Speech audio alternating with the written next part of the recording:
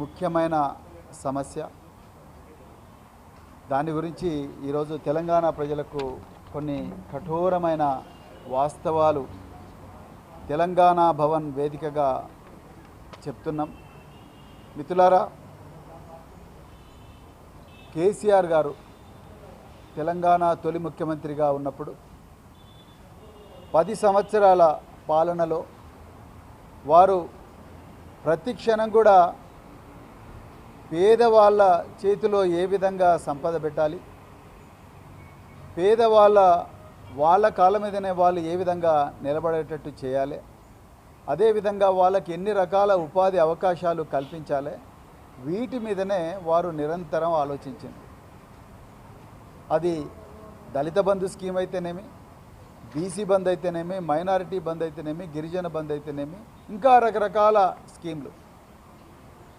ఈ స్కీమ్ల ద్వారా పేదోళ్ళ చేతికి సంపద రావాలి, వాళ్ళు ధనవంతులు కావాలని కేసీఆర్ గారు అనుకున్నారు.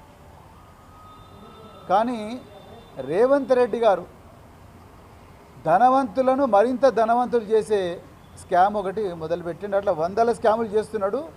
ఈరోజు తెలంగాణ ప్రజలకు నేను ఈ కోడిగుడ్ల కుంభకోణం గురించి చెప్పాలనుకుంటున్నా.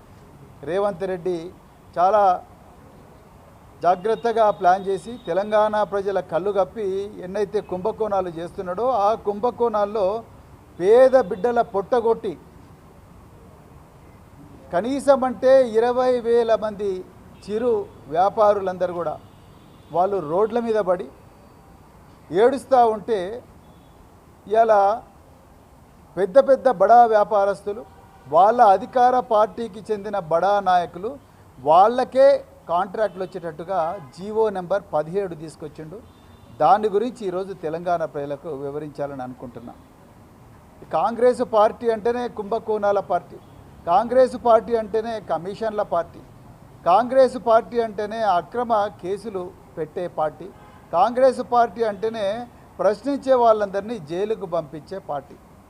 ఇది కాంగ్రెస్ పార్టీ నైజం. ఇలా తెలంగాణ ప్రభుత్వం రేవంత్ రెడ్డి హయాంలో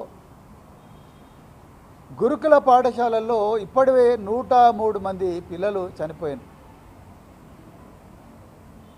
ఈ గురుకుల పాఠశాలల్లో ఎన్నో విషాహార సంఘటనలు జరుగుతూనే ఉన్నాయి.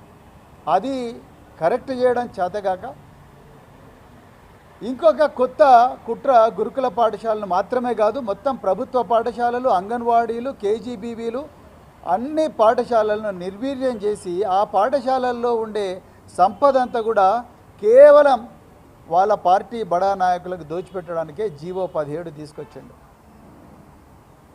నేను కొన్ని ఉదాహరణలు మీకు చెప్తాను. అందులో ప్రధానమైన ఉదాహరణ కోడిగుడ్ల కుంభకోణం. దాదాపుగా 600 కోట్ల కుంభకోణం ఇది. ఒకటి కాదు, రెండు కాదు, 600 కోట్లు జీవో నెంబర్ 17 ద్వారా. ఇక వివరాల్లోకి పోతే కేసీఆర్ గారి హయాంలో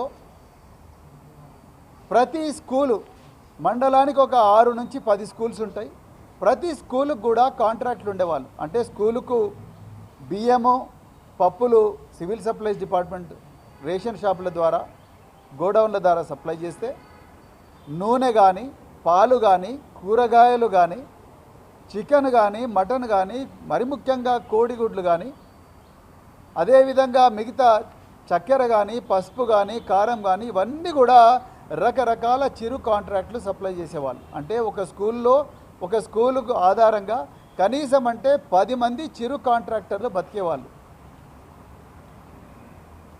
రెక్కాడితే డొక్కాడ నుంచి కుటుంబాల నుంచి వచ్చిన వాళ్ళు, అదేవిధంగా పేదరికంతో మగ్గుతున్న వాళ్ళు, ఉద్యోగాలు రాక నిరుద్యోగులుగా బతికిన వాళ్ళు, వాళ్ళందరూ కూడా ఈ స్కూళ్ళల్లో చిన్న చిన్న చిరు వ్యాపారాలు చేసి వాళ్ళు కనీసం అంటే సంవత్సరానికి ₹1,00,000 సంపాదించుకునే వాళ్ళు. కానీ ఈరోజు రేవంత్ రెడ్డి పాలనలో ఆ పరిస్థితి లేదు. వీళ్ళందరూ కూడా రోడ్ల మీద పడ్డారు. తెలంగాణలో 20,000 మంది కాంట్రాక్టర్ల పొట్టగొట్టిండు రేవంత్ రెడ్డి. వాళ్ళంతా చిరు వ్యాపారులు. వాళ్ళు బడబడ మెగా కృష్ణారెడ్డి, సీఎం రమేష్, పొంగులేటి శ్రీనివాసరెడ్డి లాంటి కాంట్రాక్టర్లు కారు. చాలా చిన్నవాళ్ళు. వీళ్ళందరూ కూడా ఇప్పుడు తెలంగాణ భవన్ ఇలా పేద ప్రజలందరికీ కూడా తెలంగాణ భవన్ ఒక జనతా గ్యారేజీగా మారిన ఈ పరిస్థితి లోపల బాధలు ఉన్న ప్రతి ఒక్కరు కూడా తెలంగాణ భవన్కి వస్తున్నారు. ఇవాళ వీళ్ళ పొట్ట కొట్టిండ్రు, వీళ్ళ రోడ్డు మీద పడ్డారు కాబట్టి వీళ్ళ తెలంగాణ భవన్కి వచ్చిండ్రు. ఇక మిత్రులారా, కేసీఆర్ గారి పాలనలో ఏం జరిగేది చెప్తా, రేవంత్ రెడ్డి పాలనలో ఏం జరుగుతున్నది ఇప్పుడు తెలంగాణ ప్రజలందరికీ కూడా ఉదాహరణలతో నేను వివరిస్తాను.